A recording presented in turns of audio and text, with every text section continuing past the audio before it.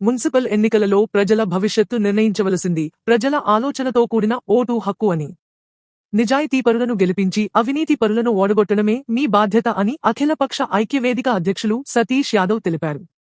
అఖిలపక్ష ఐక్య వేదిక అధ్యక్షులు మాజీ municipal councillor doctor Satish Yadav మాట్లాడుతూ, మున్సిపల్ ఎన్నికల గంట మోగిందని, గత అనుభవాలను దృష్టిలో ఉంచుకుని తమ తమ వార్డులలో పార్టీలు పక్కన పెట్టి మంచివారిని ఎన్నుకోవాల్సిందిగా విజ్ఞప్తి చేస్తున్నామని కోరారు.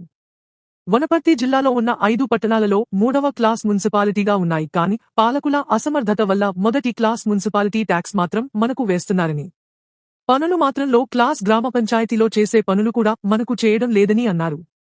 ఇంటి టాక్స్లు, నీటి టాక్స్లు పెంచారని, లేని టాక్స్లు మనపై రుద్దారని, అన్ని రకాలుగా అక్రమాలకు, అవినీతులకు పాల్పడ్డారని సతీష్ యాదవ్ అన్నారు.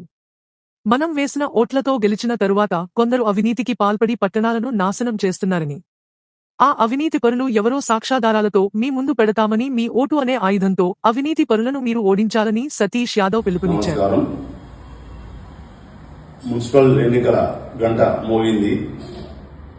వనపర్తి ప్రజలకు ఈరోజు మేమిచ్చే సందేశం, వనపర్తిని మున్సిపాలిటీ అంటే గుండెకాయ, అది మొత్తం ఈరోజు అవినీతిమయంగా తయారైంది. మున్సిపాలిటీలోని 33 మంది కౌన్సిలర్లు ఉంటే ప్రజల కోసం కొట్లాడిన కౌన్సిలర్ ఒక్కరైనా చూపించింది. ఈ రోజు వరకు కొందరు తెలియక చేయలేకపోయారు, కొందరు మంచివారై ఏం చేయలేకపోయారు. కానీ ఒక 10 మంది వరకు అవినీతి పరులు ఉన్నారు. ఈ 10 మంది, వనపర్తిలోని 10 మంది అన్ని పార్టీలలో కలిసి 10 మంది అవినీతి పరులు మున్సిపాలిటీని ఎప్పుడైనా వివిధ పార్టీల్లో ఉండి వాళ్ళందరూ కలిసి గెలుస్తుంటారు. గెలిచిన వెంటనే వారికి ఆఫీసర్లను చేతిలో పెట్టుకుని ఎవరికి తెలవకుండా ఒక మాఫీలాగా తయారై వనపర్తిని ఈ రోజు వరకు చేతిలో పెట్టుకుని నాశనం లేపారు. కనుక ఈసారి నిజాయితీ పరులను, మంచివారిని ఎన్నుకోవాల్సిందిగా మేము విజ్ఞప్తి చేస్తున్నాము. అఖిలపక్ష ఐక్యవేదిక ఈరోజు పోరాటం చేసి చాలా విజయాలు సాధించింది. పాత బస్టాండ్లు ఆక్రమణ వెనుక ఆక్రమించుకోవాలని చూసిన కౌన్సిలర్లు ఉన్నారు. రోడ్డు వైడింగ్ లో డబ్బులు తీసుకున్న కౌన్సిలర్ ఉన్నారు. డబుల్ బెడ్రూమ్ ఇందిరమ్మ ఇళ్లలో సొంతంగా రాసుకున్న అభ్యర్థులు ఉన్నారు. దానిలో డబ్బులు తీసుకుని ఇల్లు ఇప్పించిన వాళ్ళు ఉన్నారు. అలా చూస్తే మున్సిపాలిటీలో పనిచేసే కార్మికులు జీతాలు పోయిన కమిషన్ తినే వాళ్ళు ఉన్నారు. హాస్పిటళ్లలో ఉద్యోగాలు ఇప్పిస్తానని చెప్పి కాంట్రాక్ట్ ఉద్యోగాలు ఇప్పిస్తానని డబ్బులు తీసుకున్న వాళ్ళు ఉన్నారు. కాంట్రాక్టర్లను ముక్కు వెండి డబ్బులు వసూలు చేసిన వాళ్ళు ఉన్నారు. ఇలా చెప్పుకుంటే డబ్బాలు వేయించి దానిలో కమిషన్ తీసుకున్న వాళ్ళు ఉన్నారు. డబ్బాలు పైసలు ఇవ్వకపోతే బోర్లు వారేసిన వాళ్ళు ఉన్నారు. వీళ్ళందరి చరిత్ర అఖిలపక్ష ఐక్యవేదిక ప్రతి వార్డులో వాళ్లకు ఎదురుగా నిలబడ్డ మంచి వాళ్లకు వాళ్ళకు చరిత్ర ఇస్తాము. బుక్లెట్ అయినా పర్లేదు, కాగితమైన పర్లేదు, కరపత్రమైనా పర్లేదు. అవినీతి పరులను ఫస్ట్ ఓడించండి. మున్సిపాలిటీ నిజాయితీగా ఉంటే, నిష్పక్షపాతంగా ఉంటే చెత్త పన్ను అవసరం లేదు, నీటి పన్ను పెంపు అవసరం లేదు. ఎందుకంటే Wanaparthy municipality 3rd grade municipality. Grade 1 municipality చట్టాల ట్యాక్స్లు ఉన్నాయి.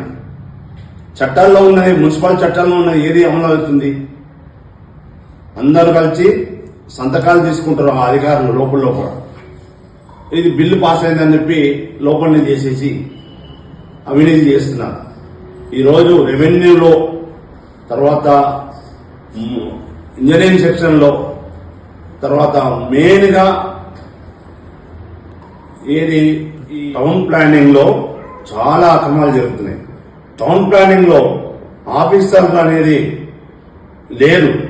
ముఖ్యంగా టీపీఓ, టీపీఎస్లు లేదు. టీపీఓకు బయట హైదరాబాద్ లో వచ్చిన ఆయనకు ఇచ్చిన పోస్టింగ్ తోటి వనపర్తి వాళ్ళు అన్ని చేసుకుంటున్నారు. టీపీఓలో జరిగే అక్రమాలు మొత్తం నేను ఆల్రెడీ చిట్టా మొత్తం తీశాను.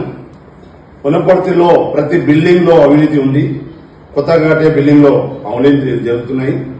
తర్వాత రెవెన్యూలో ఒక బిల్డింగ్ ఒక రేటు ఉంటే ఇంకో పక్కన ఉన్న బిల్డింగ్ ఇంకో రేటు ఉంది.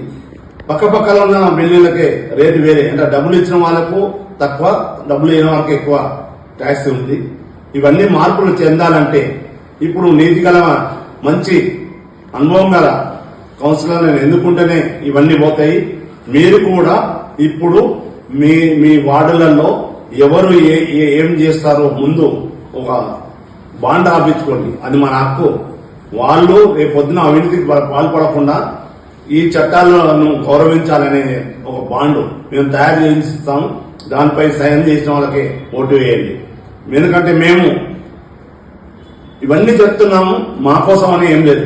మేము నిలబడమని చెప్తున్నాము. ఎందుకంటే మేము మా కోసం స్వార్థం అవుతుంది అలా చెప్పకుండా మన మున్సిపాలిటీని, మన వనపర్తిని రక్షించుకుందామని, 5 మున్సిపాలిటీలలో మన పట్టణాలను రక్షించుకుందామని మాత్రమే ముందుకు వస్తున్నాం. ఇక నుంచి రోజు ఒక అంశంపై ఒక వార్డులో మేము ప్రజలకు సందేశిస్తాను. దాన్ని బట్టి విజ్ఞులు ప్రజలు మీరు నిర్ణయించుకొని 5-10 ఓట్లతో ఓడిపోతుంటారు. కానీ ఒక 10 ఓట్లతో మంచివాడిని గెలిపారని కోరుతూ ధన్యవాదాలు.